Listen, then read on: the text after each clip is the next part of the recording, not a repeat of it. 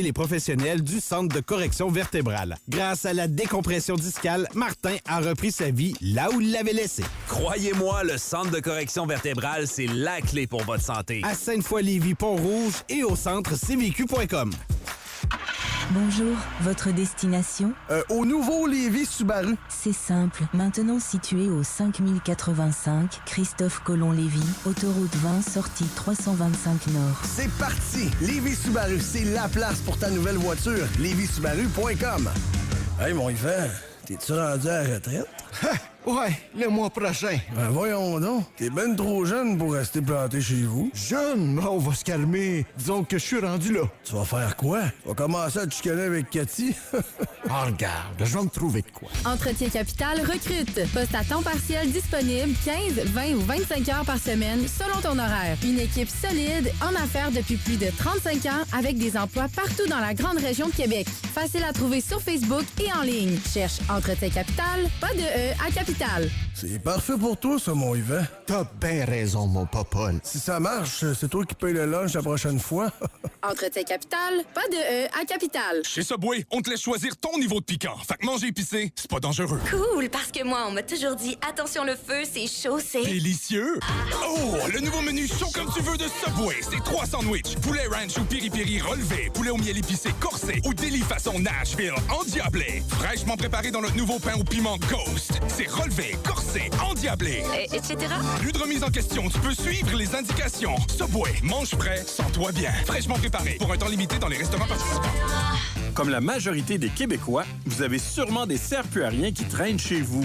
Mais des serre-plus-à-rien, ça peut encore être utile. Ils contiennent plusieurs matières réutilisables qui peuvent servir à fabriquer toutes sortes de produits. C'est pourquoi il est important de les apporter dans un des points de dépôt officiels du programme de recyclage des produits électroniques du Québec. Écocentre, détaillant de produits électroniques ou autres organisations membres du réseau. Recycler ces serre-plus-à-rien, ça sert pas à rien. Visitez recyclermesélectroniques.ca. Port-Neuf, êtes-vous déjà passé chez Saint-Raymond Ford? Des Ford prêts pour la route, des offres qui valent le détour et du service comme avant. Avant de signer ailleurs, arrêtez chez Saint-Raymond Ford. Une équipe humaine, une expérience qui pourrait vous surprendre. Saint-Raymond Ford. Paradis, paradis. En 1976, pendant que tout le monde dansait sur Dancing Queen. On n'a pas le temps. Monsieur et Madame Paradis ne fréquentaient pas les planchers de danse. Ils préparaient le terrain pour un grand rêve. Joyeux 50e anniversaire, Paradis, Jardins et accessoires. Choix. Choix. 98. 98. 1. Radio X. Choix. À Québec, c'est Radio X. Choix. Radio X. Faites-vous votre propre opinion.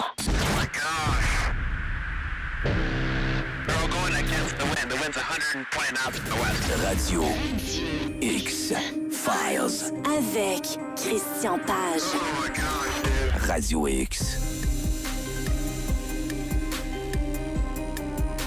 Mesdames et messieurs, bonsoir et bon vendredi. Bienvenue dans une autre édition des Radio X-Files avec Christian Page. Bonsoir, Christian. Salut. Bienvenue sur les ondes de Radio X pour une autre semaine de ces Radio X-Files où on va parler cette semaine des fantômes et de quelque chose dont j'ignore l'existence qui s'appelle les infrasons. Oui, les infrasons. Donc, écoute, c'est un sujet qui est tout à fait fascinant. Et en même temps, je me devais d'en parler parce qu'il faut quand même être critique par rapport à ça. Et malheureusement, il y a de moins en moins, et tu vas le voir avec au moins 2 de nos nouvelles de ce soir, oui. Il y a de moins en moins de sens critique dans ce qu'on pourrait appeler la presse scientifique. Et dans le cas présent, c'en est un bon exemple. Donc, c'est un article qui est paru il y a quelques jours dans Frontiers in Behavioral Neuroscience. Donc, okay. ça semble tout à fait sérieux. Et en fait, c'est une étude qui a été menée par des chercheurs des universités McEwen et de l'Université provinciale de l'Alberta. L'Université McEwen est également une université en Alberta. Donc, on a des chercheurs de ces 2 universités qui ont fait un travail et qui ont publié une étude scientifique dont je te fais grâce du titre en anglais. En français, puis même en français, c'est déjà un peu rasoir. Le titre de l'étude, c'est « L'exposition aux infrasons est liée à des réactions aversives, à une évaluation négative et à une élévation du cortisol chez l'homme. » OK. Donc, c'est le genre de... Hein, tu ouvres ça, tu dis « Mon Dieu, ça a donc de l'air intéressant. » Oui. Vite, je me lance dans cette lecture-là. Et en fait, ce que les scientifiques expliquent, c'est qu'ils ont pris une trentaine de personnes qui ont été choisis au hasard, et on les a fait entendre des extraits musicaux. Okay. Dans ces extraits musicaux, il y avait des extraits qui étaient, disons, à caractère apaisant, hein, par exemple un crooner ou musique classique ou ce genre de truc, et on avait de la musique, entre guillemets, qu'on disait perturbante. Oui. Heavy metal ou ce genre de truc-là. Puis là, je fais pas, on comprend bien, là, ici, je fais pas un jugement de style musical. Là. Les gens peuvent aimer la musique qu'ils veulent. Je dis que pour l'étude, on a choisi d'un côté une musique douce, musique un peu apaisante, nouvel âge, musique classique, et de l'autre côté, de la musique plus rythmée, et en particulier de la musique là, très forte comme le heavy metal. Dans certains de ces extraits, peu importe si c'était de la musique apaisante ou de la musique plus rythmée, disons ça comme ça. Quel que soit le style musical, dans certains extraits, les scientifiques ont rajouté des infrasons. Donc là, je vais te renseigner qu'est-ce que c'est les infrasons. Bien, ce sont des modulations sonores qui... Bon, l'oreille humaine... Il y a quand même un vaste répertoire. Hein? La fourchette est grande. L'oreille humaine peut entendre des sons qui vont de 20 Hz à 20 000 Hz. Donc ça, c'est l'étendue du champ auditif de l'oreille humaine. Au-delà de 20 000 Hz, on entre dans ce qu'on appelle les ultrasons. Donc, évidemment, il y a des espèces d'animaux qui entendent les ultrasons. Par exemple, les chauves-souris vont utiliser les ultrasons pour se guider, hein, ce qu'on appelle l'écolocalisation. Et d'un autre côté, en dessous du 20 Hz, c'est des sons qui sont inaudibles pour l'être humain, mais encore une fois, il y a des espèces d'animaux qui les entendent, notamment les éléphants entendent en dessous des 20 Hz. Donc, les éléphants entendent des sons que toi et moi, on n'entend pas, et les chauves-souris aussi entendent des sons que ni toi ni moi n'entendons. Donc, mais quand même le mentionner, là, la plateforme, l'échelle, la fourchette dans laquelle l'oreille humaine est capable d'entendre des sons, elle est quand même très, très grande. Donc, on a mis des infrasons, donc des sons en dessous du 20 Hz, on a additionné ça aux échantillons musicaux. Ça n'avait pas d'importance que ce soit de la musique douce ou de la musique rythmée. On a simplement ajouté de manière un peu aléatoire des infrasons, donc des modulations sonores en dessous du 20 Hz. Donc la personne, tu comprends, qui était dans la chambre d'écoute, n'entendait que l'extrait musical. Il n'entendait pas de manière auditive les infrasons, même si les infrasons étaient là. Et ce qu'on a découvert de cette étude, c'est que les gens qui entendaient la musique, peu importe que ce soit la musique douce ou la musique rythmée, les gens qui entendaient la musique avec les infrasons avaient des réactions plus marquées. Donc, ces gens-là développaient, quand ils avaient écouté on leur demandait les impressions, et quand ils avaient été soumis à des infrasons, ils disaient qu'ils avaient ressenti un sentiment d'irritabilité, de l'agacement, de la peur, de malaise, anxiété. Et chez certains de ces individus, on a mesuré une élévation du cortisol. Le cortisol, qui, faut-il le rappeler, est l'hormone du stress. Donc, en fait, le style musical n'avait pas d'influence sur ces gens-là. Ce qui avait de l'influence, c'était la présence des infrasons. Or, les infrasons, on ne les entend pas par l'oreille humaine. Et là, les scientifiques font le postulat que dans la nature, il y a des endroits, il y a des mécanismes qui vont entraîner des infrasons. Par exemple, des systèmes de ventilation peuvent entraîner des infrasons. Le grognement, le rondement d'un moteur qui fonctionne pas bien peut émettre des infrasons. Et il y a même la circulation de l'eau dans des canalisations qui sont de moins bonne qualité peuvent provoquer des infrasons. Donc, les scientifiques se sont dit, comme les infrasons provoquent ces comportements-là, on retrouve ce type de comportement souvent dans des lieux que l'on dit hantés. Donc, les gens vont visiter des lieux puis ils disent, là, moi, je me sens pas bien ici, j'ai un sentiment de présence, je me sens stressé. Donc, ils font un peu l'hypothèse Et souvent, bon, les maisons hantées, ce sont souvent des vieilles bicoques. Souvent, il y a une mauvaise canalisation. Il y a des systèmes de ventilation qui sont désuets ou des moteurs de ventilateurs qui ne fonctionnent pas bien. Bon, tu arrives dans une maison puis on dit, bon, il y a un système d'air climatisé, mais il date des années 60. Ben, ça se peut qu'il ne fonctionne pas aussi bien qu'il fonctionnait à l'origine. Donc, il y a un peu ce type de truc-là. Puis bon, les canalisations, dans des vieilles maisons, souvent, on aura des systèmes de chauffage à l'eau chaude avec des radiateurs. Donc, si les canalisations sont pas fonctionnelles ou inadéquates, ils peuvent entraîner des infrasons. Donc, l'hypothèse qu'ils émettent à partir de cette étude, c'est de dire, ben voilà, dans certains lieux, il peut y avoir l'émission d'infrasons et des gens qui vont se retrouver dans cet environnement auront l'impression de sentiments de présence qu'ils associeront à des revenants ou à des fantômes, mais qui en réalité s'expliquent par des phénomènes tout à fait naturels. Donc, c'est un peu ce qui est proposé dans cette étude. Et pourquoi je voulais en parler? Parce que, bon, d'abord, je le souligne, c'est intéressant ce genre de truc-là, ce genre d'expérience. Mais en même temps, il faut quand même être prudent. Et c'est malheureusement ce qu'on ne retrouve pas quand l'article est sorti dans la presse scientifique. Certains médias ont repris ça, sans faire de distinction en disant, ben voilà, on a trouvé la solution aux fantômes. Je pense qu'on est allé un peu vite. C'est un peu facile. Oui, c'est un peu facile. Parce qu'il y a plusieurs éléments dans lesquels on doit tenir compte. D'abord, cette explication, elle n'est pas nouvelle. On arrive avec une étude avec les infrasons, mais cette hypothèse, elle circule déjà depuis les années 60, depuis les années 1960. Elle circule dans le milieu de la parapsychologie et on l'appelle l'hypothèse de l'environnement, l'hypothèse environnementaliste.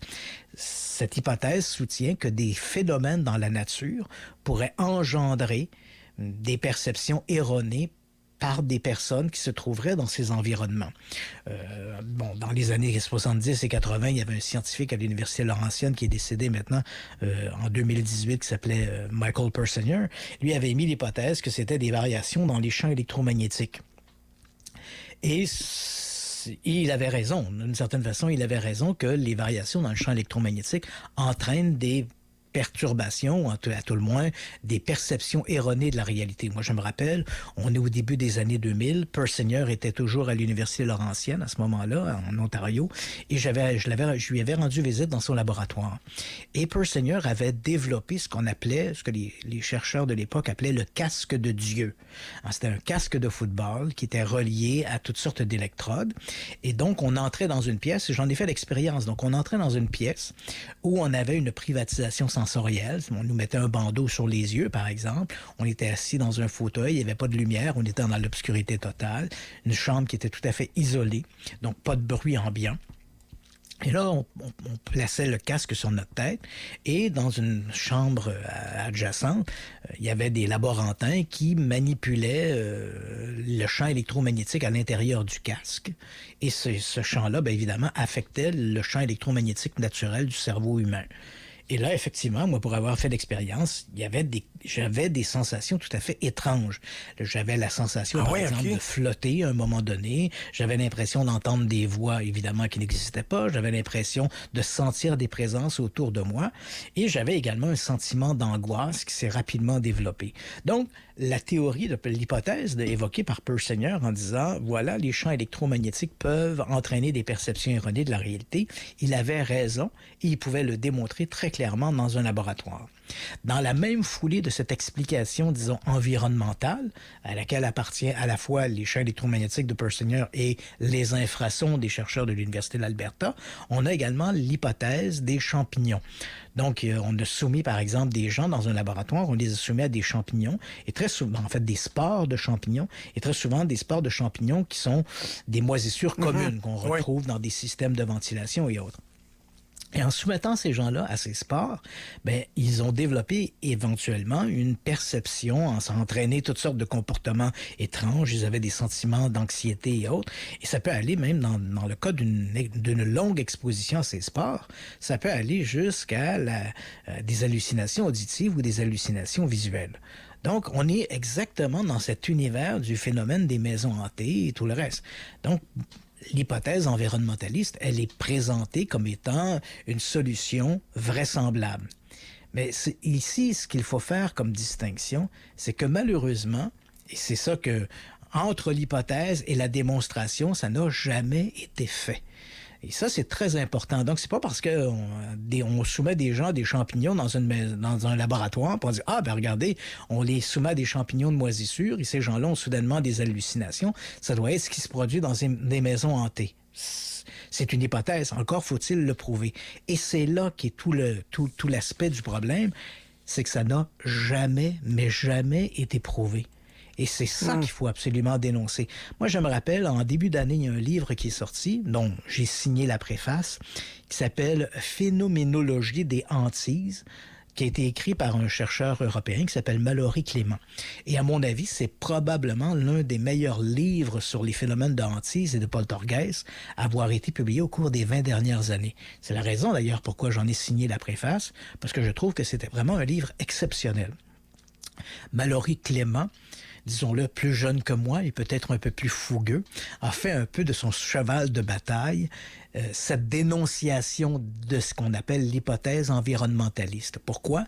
Parce qu'il souligne, et il a raison de le faire, qu'on n'a jamais démontré sur le terrain que c'est ce qui se produisait. Donc, il faut faire attention. On a une mauvaise presse quand on fait ça. Donc, on prend une étude qui est menée ou des expériences en laboratoire et on en conclut que ça doit être ça qui se passe sur le terrain. Mais encore une fois, ça n'a jamais été démontré. Il n'y a aucune étude qui montre, parce que c'est ce qu'il faudrait démontrer, tu comprends? C'est si tu me dis que des champignons ou des moisissures ou des infrasons ou des variations du champ électromagnétique entraînent ces comportements, si on peut le démontrer en laboratoire, encore faut-il montrer que les soi-disant lieux hantés ont ces caractéristiques.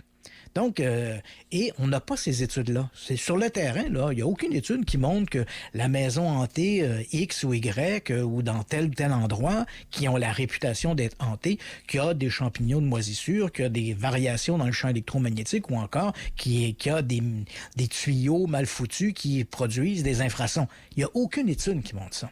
Donc, le fait qu'on le fait en laboratoire, ça fonctionne bien, mais encore faut-il démontrer que les soi-disant lieux hantés ont ces caractéristiques. Et ça n'a jamais été fait. Donc, il faut tenir compte de l'explication environnementaliste ou de l'environnement. Je pense que c'est une approche intéressante, mais c'est pas parce que tu as trouvé une clé que cette clé-là ouvre toutes les serrures. Hein? Donc, c'est intéressant. Si moi, à partir de ces informations qui sont d'ordre scientifique, qui sont démontrées et expérimentables en laboratoire, si je me rends dans un lieu hanté, je dois avoir dans mon coffre d'outils des mécanismes pour vérifier s'il y a des variations dans le champ magnétique sur le terrain qui pourraient entraîner non pas l'apparition ou les K2 qui vont se mettre à clignoter, mais entraîner chez les sujets qui seraient présents des comportements ou des perceptions erronées de la réalité. Donc, tu vois, le K2 ici, il sert pas à montrer qu'il y a des fantômes qui existent, il servira davantage à démontrer pourquoi des gens ont des hallucinations. Ah oui, tout à fait. Le K2, l'appareil, on en avait parlé il y a quelques semaines, cet appareil, là, je pense que c'était le mois dernier, parmi les questions que les gens me posaient, c'est est-ce que le K2, ça fonctionne? Puis on en avait longuement parlé. Dans le cas présent, là, dans l'hypothèse environnementaliste, on pourrait utiliser un K2, mais pas pour démontrer qu'il y a des fantômes, pour démontrer que les gens ont des hallucinations. C'est ça qui pourrait servir. Ou encore d'autres appareils qui permettraient d'évaluer le nombre, la quantité de moisissures qu'il pourrait y avoir sur les lieux, ou encore la qualité des tuyaux et la présence d'infrasons. Donc, je dois en tenir compte. Mais à partir du moment où j'ai fait ces évaluations-là, je risque fort de me dire, bon, ben là, il n'y a rien d'aucune de ces hypothèses-là, et ça n'empêche pas les gens quand même de vivre des expériences de type anormal ou anomale, pour prendre de l'utilisation que les scientifiques donnent à ce type d'expérience, donc des expériences anomales sur le terrain, sans pour autant pouvoir valider l'explication environnementale. Donc, il faut faire très attention à ça. Et en même temps, il faut éviter aussi ce que moi j'appelle le cherry picking. Le cherry picking, c'est de prendre ce qui fait ton affaire, puis finalement, tu mets de côté ce qui fait pas ton affaire. Ouais. Dans le cas, par exemple, des maisons hantées, souvent, on est en présence de plusieurs types de phénomènes. On n'est pas seulement en présence de gens qui disent « j'ai senti de l'anxiété » ou « j'ai senti des présences ». Bien souvent, il y a d'autres phénomènes qui vont accompagner ça. Par exemple, le fait de voir des objets qui vont se déplacer, des portes qui s'ouvrent, qui se ferment, ce genre de trucs-là, hein, ou des variations, des mécanismes électroniques qui vont tomber en panne. Il y a toutes sortes de trucs qui peuvent arriver. Donc, ce n'est pas seulement de dire, ben là, quand j'ai un témoin qui est allé dans un lieu hanté, puis il disait qu'il vivait de l'anxiété, et là, on peut démontrer que des infrasons créent de l'anxiété. Oui, mais en même temps aussi, il dit qu'il a vu une table qui bougeait tout seul, ou on a pu documenter qu'un meuble a bougé tout seul, ou des trucs comme ça, ou qu'il y a eu des apparitions, et d'autant plus si on a des apparitions qui sont rapportées sur une longue période de temps et qui sont observées par des personnes qui se connaissent pas ou connaissent mal le folklore associé au lieu. Et par exemple, tu as des gens qui disent, bon, ben voilà, on va visiter une maison hantée. Ces gens-là, en dehors du fait de savoir que la maison est hantée ou la rumeur de la maison hantée, disent, ben voilà, j'ai vu le spectre, par exemple, d'une femme vêtue à la mode du 19e siècle. Et 3 ans plus tard, des gens qui visitent les lieux qui ne savent absolument rien, ben une dame dit, ben voilà, j'ai vu le fantôme d'une dame qui était vêtue avec la mode du 17e ou 18e siècle. On a des observations qui sont communes à des groupes de gens sur une longue période de temps, qui ne se connaissaient pas nécessairement, qui ne connaissaient pas nécessairement le lieu, le folklore associé au lieu, et qui pourtant décrivent des expériences qui sont assez semblables. Et ça, ben évidemment, on n'en tient pas compte parce que les infrasons, on ne peut pas faire ça. Donc, on choisit que, oui, ces gens-là vivaient de l'anxiété, mais le fait qu'ils ont vu également des fantômes, ça, on oublie ça, parce que ça cadre pas, ça fonctionne pas avec le discours. Donc, on choisit finalement, sur le terrain, les éléments qui feront notre affaire pour le faire coller au discours de ces études qui sont menées en laboratoire. Mais je pense que c'est pas nécessairement la façon de faire. Et on doit tenir compte de ces hypothèses dites environnementalistes ou de l'environnement, mais de là à prétendre que c'est la clé qui permet d'expliquer. Parce que bon, cet article-là, quand il est sorti là, il y a quelques jours, c'était « On a trouvé l'explication aux fantômes ». Je me dis, ouais, mon Dieu, il est loin de la coupe aux lèvres. Démontrer ça dans un laboratoire, il le démontrer sur le terrain, il y a un monde entre les deux. Donc, on voit, il y a un désir, il y a une certaine presse scientifique, et je te dirais même une presse sceptique, qui a un désir de trouver une explication rationnelle et souvent en nivelant par le bas. Encore faut-il démontrer qu'il y a une causalité sur le terrain, et ça n'a pas été fait. Ça n'a pas été fait. Et je comprends Mallory Clément d'avoir fait de ces affirmations souvent non fondées son cheval de bataille, puis il le fait avec une certaine virulence. C'est certain de ses commentaires quand on voit la façon dont il s'attaque à ça. Et on voit que ça le choque de voir comment des journalistes, qui se disent des journalistes scientifiques, tombent rapidement dans ce piège-là et soudainement vont évoquer haut et fort ces hypothèses de laboratoire, mais qui, et encore une fois, faut-il le préciser, n'ont jamais, mais jamais été démontrées sur le terrain. Donc, ce sont des hypothèses intéressantes. La seule chose que l'on a pu démontrer de manière très probante sur le terrain, c'est le folklore. C'est-à-dire que, et là, je te résume ça, là, je vais faire un peu les coins ronds, là, mais il y a des expériences qui ont été menées, notamment en Angleterre, par des chercheurs en parapsychologie, où on a pris, je te donne les deux contextes, on a pris des étudiants qui travaillaient en urbanisme et en architecture. Et on leur a dit, ben voilà, on va vous amener dans un lieu où on doit abattre une cloison et on doit également refaire la façade du bâtiment. Ce bâtiment-là, à leur insu, ces gens-là ne le savaient pas, mais ce bâtiment-là avait la réputation d'être hanté. Donc, ces étudiants-là ont été amenés sur les lieux, mais on ne leur a pas dit que le lieu était hanté, ou qu'il avait la réputation d'être hanté. Donc, ces étudiants ont passé pratiquement une journée sur les lieux, et là, on leur demandait, et eux, ils croyaient qu'ils étaient là pour un travail d'ordre de l'architecture ou de l'urbanisme. Donc, évidemment, ils ont fait le tour du bâtiment, ils ont dit, moi, j'abattrais cette cloison, on abattrait telle ou autre cloison. Pour ce qui est de la façade extérieure, on ferait tel aménagement pour pouvoir se fondre ou à tout le moins respecter le style du quartier, etc.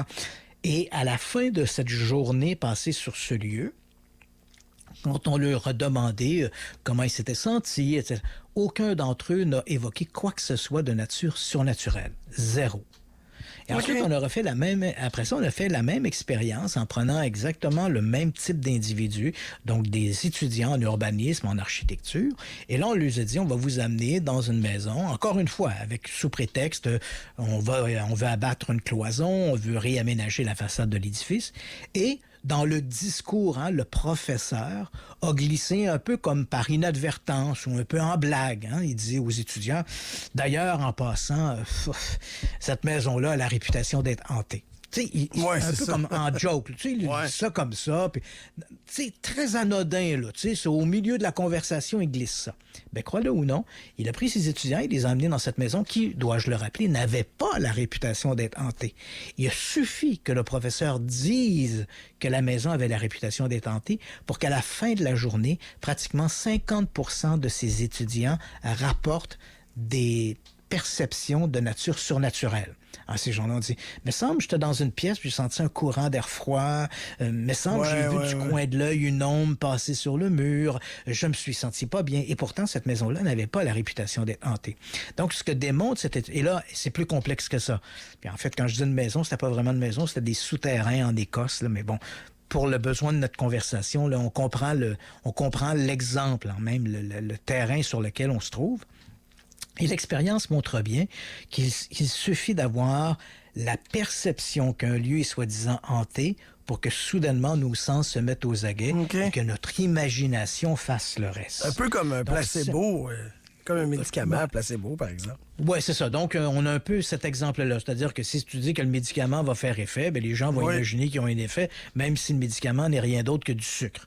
Bien, c'est un peu la même chose ici. Il suffit d'amener des gens dans un lieu, de leur dire que le lieu est hanté, et là, il y a plein de gens qui vont vivre des expériences étranges. Et c'est très souvent ce qui se passe. Hein. Quand on regarde dans la littérature, dans le folklore sur les fantômes, bien évidemment, les gens, les chasseurs de fantômes vont dans des lieux qui ont la réputation d'être hantés. Ils nous racontent des histoires. Ah oui, je suis allé là, je me sentis pas bien.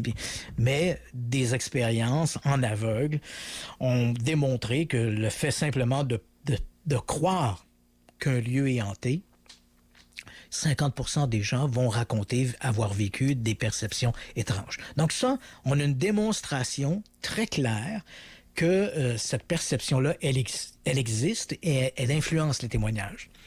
Mais l'idée des infrasons, des infrasons, les variations du champ électromagnétique ou encore les champignons, même si en laboratoire on a pu faire ces démonstrations-là, encore faut-il démontrer que c'est ce qui se produit sur le terrain. Et ça, malheureusement, jusqu'à maintenant, on ne l'a pas démontré. Donc, il faut rester, c'est une étude intéressante. Comme je le dis, on doit en tenir compte. Si le sujet des fantômes nous intéresse, on doit bien sûr en tenir compte si on va visiter un lieu hanté. Il faut également aussi se méfier nous-mêmes si on visite un lieu hanté, hein, et qu'on sait être hanté. On sait que notre imagination peut rapidement nous jouer des tours, mais il faut rester quand même prudent. Comme je l'ai mentionné, c'est pas parce qu'on a trouvé une clé que cette clé ouvre toutes les serrures. Et malheureusement, les articles qui ont suivi la publication de cette étude ont fait, disons, dans le peu de distinction entre les deux. Ils sont vite allés en disant, ben voilà, on a trouvé l'explication des fantômes.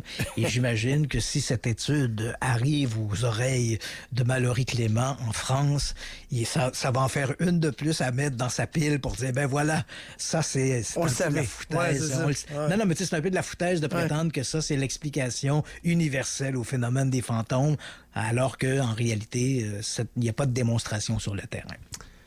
Très intéressant, Christian Page. Il y a plusieurs autres sujets sur la table pour la soirée. Mais là, je savais mon chronomètre devant moi, donc je savais qu'on était rendu à la période de la pause. C'est pour Tout ça à fait.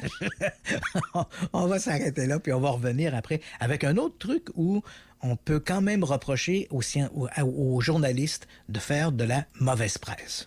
Bougez pas, vous êtes dans les Radio X-Files sur les ondes de choix 98.1 Radio X. On revient tout de suite après ceci. Radio X-Files. Execute program. Avec Christian Page. Radio X. Le show du matin. Weekend. C'est aphrodisiaque pour moi. Avec Carbo. Ça n'a pas de bon sens. Samedi et dimanche, 6h. Radio X. Présenté par Silencieux Proto. Votre voiture fait du bruit? Silencieux Proto évalue votre véhicule sans frais, répare et fabrique vos systèmes d'échappement sans rendez-vous. Silencieux Proto à Québec et Lévis. Pour vos pièces automobiles, c'est Nordique. Pour vos pièces d'auto au meilleur prix, avec un service hors pair. Ne vous laissez pas berner par la compétition. Le prix, ce n'est pas tout. Bien sûr, nous avons les prix, mais surtout le choix et les explications du pourquoi ceci ou cela, selon vos besoins avec le sourire. Frein, suspension, entretien entretien général, on a tout ça. Votre budget, on le respecte et on vous donne ce qu'il y a de mieux pour vos dollars. Bas prix, qualité et service depuis 47 ans. Nordique, Première Avenue et Henri Bourassa. Nordique.com. Chez Maxi, la méga-vente offre tellement de méga rabais qu'il faut aller méga vite pour passer à travers. Les cerises à 2,99 $, 6,59 le kilo. Le beurre à 4,77 $. Les pilons de poulet à 1,99 la livre, 4,39 le kilo. Plus de détails en circulaire et chez Maxi. Davy recrute 500 postes. Oui, 500 postes. Assembleur mécanique, soudeur, tuyauteur, plombier et constructeur naval. Avec des conditions de travail solides, ose le grandiose pour ta carrière. Postule dès maintenant à davyrecrute.ca. Davy, viens travailler avec nous. Chez RA+, votre confort, c'est notre priorité. Climatisation, thermopompe, installation et réparation rapide. Un service clé en main. Distributeur de la marque Mover. Mover, numéro 1 selon Protégez-vous. En plus, courez la chance de gagner un crédit voyage de 5 000 $ tiré parmi notre clientèle. Détails et règlements sur notre site web airaplus.ca. RA+, plus de services, plus de confort. Ce samedi d'économiser. Et ça tombe bien, parce que c'est un super samedi à la SAQ. Ça veut dire que dès demain seulement, je peux épargner 20 de rabais sur les produits sélectionnés en succursale et en ligne. 20 de réduction sur une sélection de vins, spiritueux ou de prêt-à-boire. Ça en fait des économies. Mais il faut se dépêcher, car c'est premier arrivé, premier servi. Le super samedi à la SAQ, c'est super. SAQ, le goût de partager. Valide sur les produits sélectionnés jusqu'à épuisement des stocks. 18 ans plus, détails dans SAQ.com. Vous avez de grands projets pour votre cour? Réalisez-les grâce au Centre de Vrac Saint-Jean. Terre à jardin, terre à gazon, compost, pierres décoratives, sable, gravier, paillis, des matériaux d'excellente qualité, le tout en vrac, chargé dans votre remorque en moins de 5 minutes ou en livraison. C'est le temps de démarrer votre projet de jardin. Passez en magasin dès maintenant et payez même à l'extérieur. Le Centre de Vrac Saint-Jean, ouvert du mardi au dimanche, même les jours fériés. centredevrac-saint-jean.ca. Retrouvez le plaisir de sourire en toute confiance. Au Centre dentaire Cartier, anciennement Girard et Martineau, l'implantologie dentaire, on s'y connaît. Contactez-nous dès maintenant pour obtenir une consultation sans frais et découvrir nos solutions sans greffe osseuse. Nous offrons également des soins dentaires complets, du nettoyage à la dentisterie esthétique pour toute la famille. Centre dentaire Cartier, c'est une équipe humaine et professionnelle qui saura être disponible et à l'écoute de vos besoins. Alcartier Québec. Arbre ou arbuste? Telle est la question. Fanny de ne pas être bien conseillée? Pour un bouquet de choix, une Floralie de couleurs. Faites-vous une fleur et passez chez Floralie Jouvence, votre centre jardin sympathique. À Québec et Lévis, ouvert tous les soirs en semaine jusqu'à 21h. Quand j'arrive le matin, le surveillant me dit toujours bonjour. Quand ça ne va pas, mon éducatrice m'aide à trouver des solutions. Quand je reviens de l'école, je suis fière de montrer ce que mon enseignante m'a appris. Derrière chaque élève, une équipe entière veille à son bien-être et à sa réussite. Le 26 mai, prenons le temps de dire merci au personnel scolaire. Un message du gouvernement du Québec. Tanné d'envoyer ton argent aux États-Unis? Là, il y a une alternative. Tibi Taxi, une application québécoise pour le monde d'ici. Réserve ton taxi en quelques clics. Rapide, sécuritaire et fiable. Puis surtout, ton argent reste au Québec. Télécharge l'application Tibi Taxi dès maintenant. T'es chauffeur d'une application étrangère? Avec Tibi Taxi, tu gardes 100% du montant de ta course. Va sur tibitaxi.com pour devenir chauffeur. Tibi Taxi, on roule pour le Québec. Salut, c'est Carbo. Pour moi, l'anti-rouille Crown, entièrement fabriqué au Canada, c'est le top. Tu réserves, ils enlèvent toute trace de calcium de ta voiture, la traitent contre la rouille et la lavent ensuite. Épargne même 30 $ sur le forfait. Trouve le centre le plus près au crown.com. Hey, mon Yvan, t'es-tu rendu à la retraite? Ouais, le mois prochain. Ben voyons donc. T'es ben trop jeune pour rester planté chez vous. Jeune? On va se calmer. Disons que je suis rendu là. Tu vas faire quoi? Tu vas commencer à te chicaner avec Cathy? Regarde, je vais me trouver de quoi. Entretien Capital recrute. Poste à temps partiel disponible 15, 20 ou 25 heures par semaine selon ton horaire. Une équipe solide en affaires depuis plus de 35 ans avec des emplois partout dans la grande région de Québec. Facile à trouver sur Facebook et en ligne. Cherche Entretien Capital, pas de E à Capital. C'est parfait pour toi, ça, mon Yvan. T'as bien raison, mon popole. Si ça marche, c'est toi qui paye le lunch la prochaine fois. Entretien Capital, pas de E à Capital. Radio X Files. Avec Christian Page. Radio X. On est de retour dans les Radio X-Files et comme on le disait juste avant la pause, il y a d'autres mystères dont on va discuter ce soir. Entre autres, Christian, à quand le retour du Moa? Ouais. C'est amusant parce que notre émission d'aujourd'hui, c'est parapsychologie et cryptozoologie. Donc, cryptozoologie, faut-il s'entendre, hein, c'est les animaux inconnus ou méconnus de la science. Et là, bien évidemment, on connaît tous les super vedettes de cet univers-là, de la cryptozoologie, hein, le monstre du Loch Ness, le Bigfoot, Sasquatch, bon, toutes ces créatures un peu fantastiques. Mais il faut savoir que dans la réalité, sur le terrain, les cryptozoologues, c'est un très beau mot, là, mais entendons-nous, là, ça n'a pas de valeur scientifique, c'est un cryptozoologue. Ah non, c'est pas... Tu vas pas chercher ça, c'est pas un diplôme à l'université, ça. Non, tu vas pas chercher ça à l'université, là. Un diplôme de cryptozoologie, là, on n'a pas ça. Il y a des zoologues qui s'intéressent à la cryptozoologie, mais on comprend bien que la cryptozoologie est plutôt un hobby, un intérêt un peu fantaisiste ou fantastique. Dans cet univers-là, comme je t'ai mentionné, quand on parle des super vedettes, on parle bien sûr du Bigfoot, le Sasquatch, le monstre du Loch Ness, mais en réalité, ces créatures-là appartiennent, ce qu'on pourrait dire, à l'étiquette exotique. Hein. Ce sont des créatures exotiques. On n'est pas sûr si ça existe, mais en tout cas, c'est assez exotique. Ouais. Et on s'entend bien que, bon, le Bigfoot... à part du Bigfoot, c'est pas un animal qui a existé, ça, le Bigfoot, tu sais, là, où, tu sais, le Mothman, une espèce d'homme volant avec des ailes de papillon, là. Bon, on est d'accord que y a pas dans les livres de paléontologie, on n'a pas de fossiles de Mothman, tu sais, bon. Ouais. Donc, ce sont des créatures qu'on pourrait qualifier d'exotiques. Mais on a également un autre type de créatures qu'on appelle les Lazarus. Les Lazarus, hein, ça vient de Lazare, le cousin de Jésus qui était mort et que Jésus a ramené à la vie. Donc, c'est pour ça qu'on appelle ça des Lazarus. De Lazare. Donc, des créatures ramenées à la vie. Et quand on dit ramenées à la vie, ben, ça veut dire simplement qu'elles ont survécu à leur mort.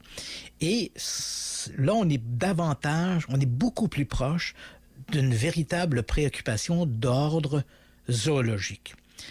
Et on n'est pas toujours dans le domaine de la fiction.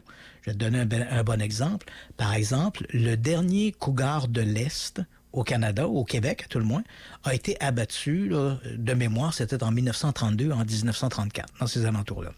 Donc, pendant de très, très longues années, comme le dernier cougar de l'Est avait été abattu, on disait que l'animal avait disparu. Donc, on en retrouvait après ça, si on voulait trouver des cougars de l'Est, il fallait descendre jusqu'en Virginie ou des trucs comme ça. Mais au Québec, par exemple, quand des gens disaient, dans les années 60 ou 70, j'ai vu un cougar, ben, c'était quasiment comme s'il avait dit qu'il avait vu une soucoupe volante. Tu sais, on disait, ouais, t'as vu un cougar, hein, bien sûr. Puis il y avait quoi, des ailes dans le dos, puis tu sais, il flottait. Tu sais, c'était comme assez invraisemblable que des gens puissent voir le dernier cougar ayant été tué quelque part au début des années 1930. Et puis, vers la fin des années 70, ces témoignages, considérés comme fantaisistes, sont devenus de plus en plus nombreux. Et là, ben, éventuellement, le ministère de la Faune a dit, ben là, on va commencer à s'intéresser à peut-être que ces gens-là sont peut-être pas fous. Il est peut-être possible que des cougars aient survécu et qui, pendant de très, très longues années, les populations étaient tellement faibles qu'ils ont passé un peu sous le radar. On a cessé de les voir. Et donc, à partir de la fin des années 70, début des années 80, le ministère de la Faune, quand même, il faut le dire, hein, le ministère de la Faune, j'ai fait des entrevues avec ces gens-là, l'animal n'était pas considéré comme disparu, officiellement, mais plutôt comme... Oui, c'est ça. Il n'était pas officiellement sur la liste des animaux disparus, mais il était sur la liste des animaux en voie de disparition. Okay. Ils sont en voie de disparition pendant 50 ans, puis quand on ne les a pas vus pendant 50 ans, on les met sur disparus. Mais techniquement parlant, même s'ils n'étaient pas officiellement classés comme disparus, et simplement comme en voie de disparition, honnêtement, on n'y croyait pas. quand les gens disaient ça, là, j'ai vu un cougar, j'étais allé dans une forêt en Estrie, puis j'ai vu un cougar, les gens disaient, non, t'as rêvé, c'est pas ça. T'as vu autre chose. Ouais. Un chien, mais c'est pas ça que t'as vu. Et puis, comme je l'ai mentionné, fin des années 60, fin des années 70, début des années 80, devant la multiplication des témoignages, on a commencé à s'intéresser davantage à ces récits de gens qui disaient avoir vu des cougars. On a commencé à monter des cartes où on avait pu voir ces animaux. Et puis, arrivent les années 2000, et là, on va installer des poteaux de frottage, donc avec des hormones qui auraient pu attirer les cougars. Et on s'est dit, si le cougar il y va, puis il se frotte dessus, il va laisser des poils. Et là, si on prend des poils et on les analyse, on pourra déterminer si oui ou non c'est des poils de cougar ou des poils d'autre chose. Et au grand étonnement des agents de la faune, dans ces fameux poteaux de frottage, ils ont trouvé des poils qui étaient bel et bien des poils de cougar. Et là, on est au début des années 2000. Donc, déjà là, soudainement, on s'est dit, wow, là, il y a quelque chose qui se passe, là. Et, éventuellement, il y a un de ces cougars qui va être happé par une voiture. Donc là, on a un premier corps d'un cougar. Et là, après ça, on va avoir des images, des caméras qui sont placées dans des forêts qui vont filmer les cougars. Donc maintenant, même si aujourd'hui, il est toujours sur la liste des animaux en voie de disparition. Il en reste quelques-uns. Le cougar de l'Est est une réalité. Donc, si des gens en Estrie, ils vont, puis ils disent, des gens, par exemple, près de les foyers où on en a vu beaucoup, beaucoup, entendons-nous, là, c'est l'Estrie et la région, là, en se dirigeant vers la Gaspésie, là, dans les grandes forêts qui sont au nord, admettons, de Rimouski, tout ça, là, des gens racontent en avoir vu. Donc, on sait maintenant que le cougar de l'Est, même s'il est toujours en voie de disparition, il n'est plus maintenant un mythe. Il existe, il est là. Ce sont des animaux qu'on dit Lazarus. Donc, on a cru qu'ils étaient disparus, mais ils ont survécu. Dans le cas du cougar, on a une preuve de sa survie. Il y a d'autres animaux qui, eux, malheureusement, malgré les témoignages, on n'a strictement aucune preuve qu'ils aient survécu. Et je pense que le plus mythique d'entre eux, d'ailleurs, ne faut pas s'étonner que c'est un animal qui est à l'emblème de la Société de cryptozoologie, parce que la Société internationale de cryptozoologie, qui regroupe plein de cryptozoologues allant des plus fantaisistes à des gens beaucoup plus sérieux, ils ont un logo. Et sur le logo, c'est un thylacine. Donc, le thylacine, c'est probablement, de tous les animaux Lazarus, c'est probablement le plus fabuleux.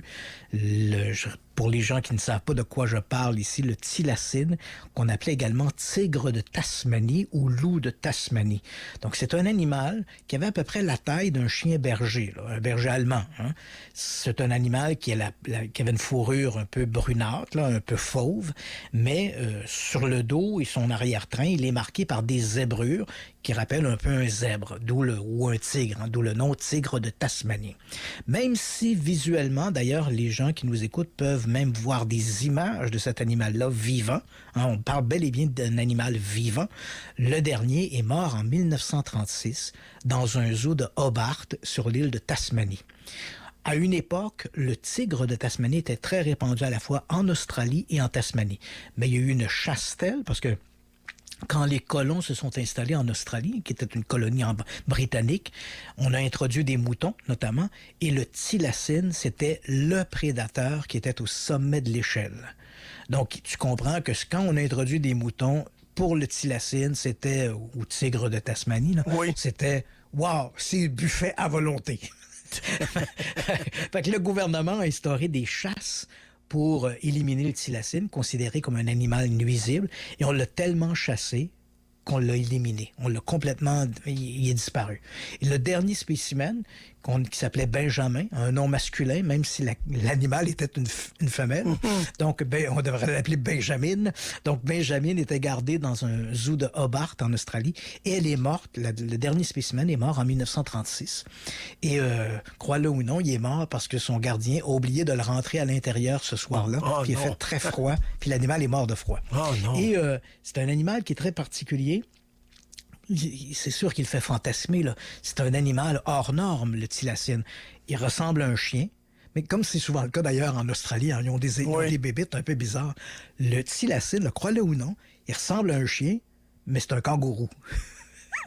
Okay. Quand je dis un kangourou, c'est un marsupial. Donc, grosso modo, c'est un chien marsupial. C'est un chien, mais il appartient à l'ordre des marsupiales. Ça veut dire qu'il a une poche. Donc, comme les kangourous, là, les petits naissaient un peu pratiquement sous forme d'embryon, regrimpaient puis allaient dans la poche où ils finissaient leur développement à l'intérieur de la poche ventrale de la mère. Ce qui avait aussi une caractéristique très particulière du thylacine, c'est que tu vas voir des images en noir et blanc où on voit Benjamin ou Benjamin, si tu veux. Oui. Et on la voit à quelques reprises, elle regarde la caméra et elle ouvre sa mâchoire. Elle avait une capacité d'ouverture de mâchoire qui était hallucinante, là. Elle pouvait ouvrir pratiquement sa mâchoire à 90 degrés. Là. Tu t'imagines là, ce que ça fait comme angle, comme ouverture de la mâchoire? C'est incroyable. Et cet animal-là, il est mort. Il est disparu. Et comme il était unique à la faune de l'Australie et de l'île de Tasmanie également, cette faune-là, on le sait, la faune australienne, c'est une faune très particulière. Hein? C'est le seul endroit au monde où on retrouve des kangourous. C'est le seul endroit au monde où il y a des koalas. Bon, il y a plein d'animaux un peu étranges qu'on retrouve. L'ornithorynque, par exemple, on ne retrouve que dans ces régions-là. Ce sont des animaux un peu hors normes. Mais le thylacine, pour une raison un peu étrange, en même temps, pas tant étrange que ça, mais il est devenu un peu un symbole pour les Australiens. C'est devenu comme un animal mythique. C'est, wow, le thylacine. Il n'y avait que chez eux qui en avait. Et évidemment, on se mortifie de se dire, Colin, pourquoi on n'a pas essayé de mieux le protéger? Aujourd'hui, il a disparu. Mais le thylacine, l'avantage, puis ça va nous amener un peu à notre nouvelle, le thylacine, il faut quand même le dire, comme il est mort récemment, le dernier spécimen, comme je t'ai mentionné, est décédé en 1936. Il y a des documents qui ont été découverts assez récemment qui montrent qu'il y aurait peut-être eu un spécimen qui aurait été gardé en captivité, qui serait mort 2 ou 3 ans plus tard dans un autre jardin zoologique privé, un autre thylacine qui serait mort quelques années après. Mais néanmoins, pour les besoins de l'histoire, on garde que c'est Benjamin qui est le dernier thylacine vivant connu et qui est disparu. Mais comme c'est un animal qui est disparu récemment, on a dans des laboratoires et dans des jardins zoologiques ou dans plutôt des centres, des musées d'histoire naturelle, on a non seulement des animaux empaillés, des thylacines empaillés, moi-même j'en ai vu à quelques reprises, mais on a également, et notamment au musée de Hobart, au Centre national de Hobart, on a des embryons de thylacines dans des pots. Donc, des espèces de pots, des béchères de laboratoire, là, on a des embryons de thylacine qui ont été prélevés alors qu'il y avait une population qui était relativement assez importante. Au début des années 1900, par exemple, on a gardé des embryons dans des laboratoires alors que les scientifiques faisaient des recherches. Tu comprends que ces embryons-là n'ont finalement qu'un siècle. Ce sont des embryons pour lesquels on a énormément de matériel ADN. Donc, éventuellement, on peut toujours se dire, on pourrait éventuellement cloner le thylacine. Faire comme Jurassic Park. C'est une possibilité. Là où l'animal est un animal dit Lazarus, c'est parce que, officiellement, le dernier est décédé en 1936. Mais depuis 1936, autant sur l'île de Tasmanie qu'en Australie, mais dans la partie nord, le Queensland de l'Australie, des gens en forêt racontent avoir croisé ou vu des thylacines. Donc, ils reviennent de leur expédition en forêt, puis ils disent, ben voilà, j'ai rencontré un thylacine, j'en ai vu un. Jusqu'à maintenant, malheureusement, on n'a pas de preuve de ça. Récemment, il y a quelques semaines, c'est Turner qui est décédé, Ed Turner, je crois son nom, qui était propriétaire de réseau de télévision, mais je sais que... Il avait offert un truc comme $1 million à quiconque apporterait la preuve que le thylacine... Ted Turner, c'est ça. Donc, Ted Turner avait dit, j'offrirai $1 million à qui m'amène la preuve qu'un thylacine est toujours vivant. On ne l'a pas, cette preuve-là. On a des témoignages, un peu comme nos histoires de cougars dans les années 60 ou 70, qui éventuellement se sont révélés vrais. Mais dans le cas du thylacine, on a donc des gens qui vont en forêt et disent, ben voilà, j'ai vu des thylacines. Mais jusqu'à maintenant, on n'a pas de preuves, pas de photos convaincantes, rien du tout. Pas d'excréments non plus, pas de poils. Il y a de fortes chances, malheureusement, que le thylacine n'existe plus. Oui, Quoique, j'ai vu beaucoup de films que j'ai pas trouvé convaincants. Il y en a un, toutefois, tourné en 1966 de mémoire, où des gens ont filmé avec une caméra Super 8. On voit un animal qui court au milieu de la rue et qui s'enfuit dans la forêt. Et le temps qu'il traverse la rue devant les témoins, on a vaguement l'impression, mais c'est un film en Super 8, la qualité, la définition de l'image n'est pas extraordinaire, mais ce que l'on voit sur les images, c'est un animal qui est apparemment de couleur fauve. On voit que vers l'arrière-train, on voit un peu qu'il est un peu plus sombre, qu'il laisserait supposer des rayures. Mais surtout, la façon dont il court, il saute, il court en faisant bondir ses pattes d'en arrière vers le devant. Ce qui était une démarche très typique du thylacine, puisqu'il appartient à la catégorie, à la famille des marsupiaux. Donc, il se déplaçait pas comme un canidé, comme un chien, mais il se déplaçait comme un marsupial, en sautillant un peu, là, quand il se mettait à la course, ses pattes arrière avaient tendance à bondir un peu. Et c'est ce qu'on voit sur ces images de 1966. Donc, un animal qui, malgré la mauvaise qualité de l'image, semble être un thylacine. Et la façon dont il court de manière très atypique pour un chien. Donc, ça pourrait peut-être être un thylacine. Mais ce sont quand même des images anciennes, 1966 là, de mémoire. Donc, depuis, on n'a pas apporté de preuve de ça. Oui, non, je comprends. Et donc, le thylacine, comme le cougar et d'autres animaux dits Lazarus, ce sont des animaux qu'on sait qui ont existé, mais qui ont disparu. Et rien ne permet de croire que ces animaux ont survécu. Et tu me parlais du moa. Oui, le moa est un animal Lazarus. Lazarus dans ce sens que c'est un grand oiseau de Nouvelle-Zélande. Grand oiseau là, qui ressemblait un peu à une autruche. Là. On voit un peu le genre. Mesurait 3,50 m de haut. Donc, 12 pieds de haut, ça commence à être un gros animal. Là. Donc, 3,50 m de haut. Et il est officiellement disparu depuis à peu près 750 ans. Et, évidemment, il y a quelques récits à gauche et à droite de gens qui disent en avoir vu, des moas, mais tout porte à croire que l'animal est officiellement disparu. Mais c'est un animal Lazarus. Donc, à partir du moment où tu as des récits, oui, ça se pourrait, mais on n'en a pas vu. Et pour le besoin de notre nouvelle, il faut quand même te le dire, le plus grand collectionneur de restes de moa, et quand je dis de restes, c'est surtout des ossements de moa, c'est Peter Jackson. Peter Jackson, réalisateur néo-zélandais qu'on connaît bien pour la fameuse saga Le Seigneur des Anneaux. C'est lui qui a réalisé ça. Donc, Jackson possède une extraordinaire collection d'os de moa. Il y a même des œufs pétrifiés de moa. Et donc, tu vas comprendre pourquoi son rôle est important ici.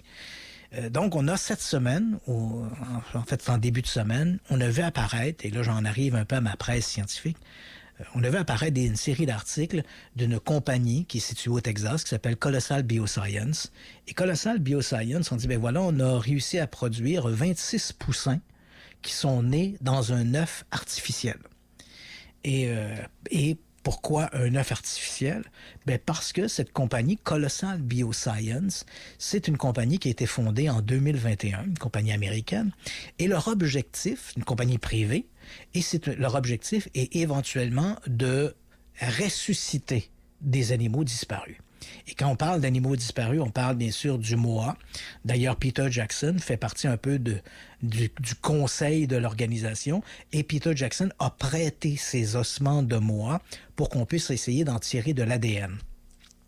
Et la problématique avec la reproduction ou le clonage d'animaux, parce que les gens s'imaginent un peu Jurassic Park. Oui, c'est ça. Mais il faut quand même préciser que la problématique au niveau de la génétique, c'est qu'on ne peut pas reproduire dans l'air. Il faut que tu aies une matrice où tu vas reproduire ton animal. Et cette matrice-là, malheureusement, ça s'appelle un utérus. Et c'est pas n'importe quel utérus qui peut fonctionner. Là, donc, par exemple, notre fameux thylacine dont je te parlais il y a quelques minutes, le thylacine étant un marsupial, donc un kangourou, il appartient à la famille des kangourous. Si on pouvait prélever de l'ADN de bonne qualité, on pourrait peut-être introduire cet ADN dans une cellule. Le plus proche parent, par exemple, du thylacine, c'est un animal. C'est vraiment, on est vraiment. Oublions l'esthétique. Oui. Non, mais oublions l'esthétique aussi, parce que les gens se disent ça se ressemble pas du tout. Mais pourtant, l'animal le plus proche du thylacine, c'est le wombat. le wombat qui a l'air un peu d'un castor. Okay. Un animal, c'est un marsupial, mais il a l'air d'un castor. Donc, le wombat, un gros castor ou une marmotte. Hein? Peut-être plus proche d'une marmotte. Il y a de l'air de ça. Donc, le wombat, c'est le plus proche parent du thylacine. Donc, on pourrait éventuellement, si on arrivait à prélever de l'échantillon, de l'ADN de qualité d'un fœtus ou d'un embryon de thylacine, on pourrait l'introduire dans le noyau d'une cellule de wombat et réintroduire cette cellule à l'intérieur de l'utérus, en fait de la poche, d'abord de l'utérus et ensuite dans la poche du wombat pour permettre à cet animal modifié de grandir. Mais il a besoin de se retrouver dans un environnement génétiquement proche du sien. Donc, Colossal Bioscience, on dit, nous, on voudrait recréer le thylacine. C'est pas le seul. Il parle également de reproduire un mammouth. Donc, on sait, on a retrouvé là, depuis le début du siècle, je pense qu'on a trouvé 4 ou 5 mammouths très bien conservés, notamment dans les steppes dans le nord de la Russie, hein, dans le permasol, dans le pergélisol, puis tout ça. On a trouvé des échantillons, des restes de mammouths très, très bien conservés, dont on a pu tirer de l'ADN d'assez bonne qualité. Pas encore d'assez bonne qualité, mais on ne sait pas ce que la science va permettre de faire dans 10, 20 ou 30 ans. Hein. Mais bon, on a quand même des échantillons ADN. Et là, on a des parents. Hein, c'est ça qu'il faut, c'est le parent. Oui. Le tyrannosaure, là, on n'en a pas de parent. Donc, recréer un tyrannosaure, on ne peut pas faire ça. On n'a pas de parent de tyrannosaure. Je ne sais pas si tu le savais, là, mais les descendants des dinosaures, c'est nos oiseaux. T'sais, fait que je vois mal un pigeon en train de couver un œuf de tyrannosaure. T'sais, ça ne fonctionnera pas. Mais dans le cas, par exemple, du mammouth, on a de proches parents. On a, par exemple, les éléphants d'Afrique ou les éléphants d'Asie qu'on pourrait utiliser comme étant des matrices dans lesquelles on pourrait introduire des cellules modifiées avec de l'ADN de mammouth pour permettre à ce mammouth d'apparaître. On est dans la science-fiction, il faut quand même le dire. Vraiment, oui.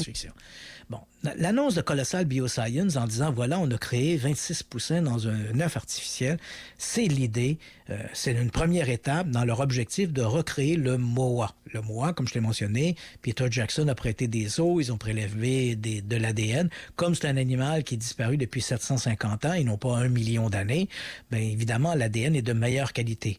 Mais d'après les scientifiques, l'ADN reste quand même trop détérioré pour imaginer de reproduire ça. Mais néanmoins, c'est un peu l'objectif de la compagnie.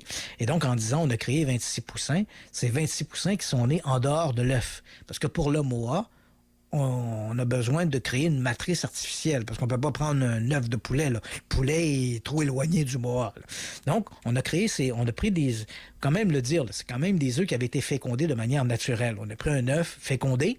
Une fois qu'il a été fécondé, qu'il y avait un début de développement à l'intérieur, on a brisé la coquille de l'œuf, on a pris son contenu de l'œuf et on l'a mis dans une matrice qui avait été fabriquée, la matrice, l'œuf en lui-même. On a fait ça avec 26 petits poussins. Là. On les a placés à l'intérieur d'une grosse coquille qui, elle, avait été imprimée sur une imprimante 3D. Et à l'intérieur, il y avait une espèce d'enveloppe qui était faite en silicone qui laissait passer l'oxygène. Et ça a permis à nos fameux poussins d'apparaître. Et là, ils ont atteint leur maturité, puis ils sont viables. Donc là, on est tout contents. Puis là, la presse s'empare de ça. Puis là, il faut quand même dire, attends une minute, là, poète, là. Il y a une espèce de... Il y a un manque de qualité scientifique avec ça. D'abord, là, on est dans l'univers de la science-fiction. Nos histoires de poussins, là, c'est des poussins qui avaient été fécondés de manière naturelle. L'histoire de l'œuf et la matrice, là, c'est pas une nouveauté. Ça existe depuis des années 90. Il y a des scientifiques, notamment en Asie, au Japon, qui avaient réussi à faire ça. Donc, on n'est pas vraiment dans une nouveauté. Et cette même compagnie, Colossal Bioscience, c'est cette même compagnie qui, l'an dernier, avait fait la manchette en disant qu'ils avaient recréé un animal qui était particulier, qu'on voyait notamment dans la série Games of Thrones, là, c'est ça, Games of Thrones, qu'on appelait le loup sinistre. Donc l'an dernier, on disait, hey, on a créé trois échantillons ou 3 nouveaux loup sinistre. Et là, on s'est dit, et le loup sinistre, c'est quand même un loup qui est disparu depuis 12 000 ans. On s'est dit, wow, c'est fantastique. Encore une fois, mauvaise presse. Parce en réalité, les loups sinistres qu'ils ont créés, c'est simplement des loups gris auxquels ils avaient apporté une vingtaine de modifications génétiques pour le faire ressembler à un loup sinistre. Mais c'est pas un loup sinistre. Tu comprends-tu? Oui. C'est pas parce que mon nez ressemble à celui de mon voisin que le voisin est mon frère. Oui, c'est ça. Oui, c'est ça. Donc, c'est un peu la même chose. On a créé des loups avec des modifications génétiques qui le font ressembler à un loup sinistre, mais ce n'est pas un loup sinistre. C'est la même chose avec les œufs. Là. L'histoire des poussins qui est apparue cette semaine, puis là, je vois que le temps nous manque, mais l'histoire des poussins, moi, j'ai vu une très mauvaise presse scientifique. Là. Ils racontaient ça comme si c'était une grande nouveauté, puis que demain matin, on était sur le bord de créer des moas. Là. On n'en est pas là, là. La compagnie, d'ailleurs, fait un peu de la science spectacle. C'est ce qu'elle fait, d'ailleurs l'an dernier avec ses histoires de loups sinistres. Elle fait un peu de la science spectacle pour essayer de soulever des fonds. Depuis sa création en 2021, la compagnie a réussi à s'attirer des donations qui avoisinent le 650 millions de dollars. Donc, en faisant des déclarations comme celle-là, en présentant des trucs qui sont un peu fantaisistes, comme étant de la nouvelle science ou la science de demain, ben, ils attirent peut-être les investisseurs. Mais et là c'est un reproche que je fais, puis en fait je peux le prendre également pour moi, il m'est arrivé aussi de commettre des erreurs, mais je pense que les journalistes scientifiques devraient faire attention et de mieux vérifier l'information avant de la véhiculer de manière aussi... disons aussi fantaisiste, parce que là, de la façon dont on nous raconte ça, là, on est en plein cœur de Jurassic Park, alors que la réalité est très, très loin de ça. Voilà, c'était ça. On est vraiment dans la science-fiction, Christian, dans le Jurassic Park. Ça c'est sûr. Ça c'est sûr. Et c'est pas demain matin. Hein, moi, j'ai regardé là, les véritables scientifiques qui travaillent dans le domaine de la génétique. Eux, d'ailleurs, quand ils ont vu la nouvelle passer, ils ont dit hey, c'est pas demain qu'on va créer des moas, puis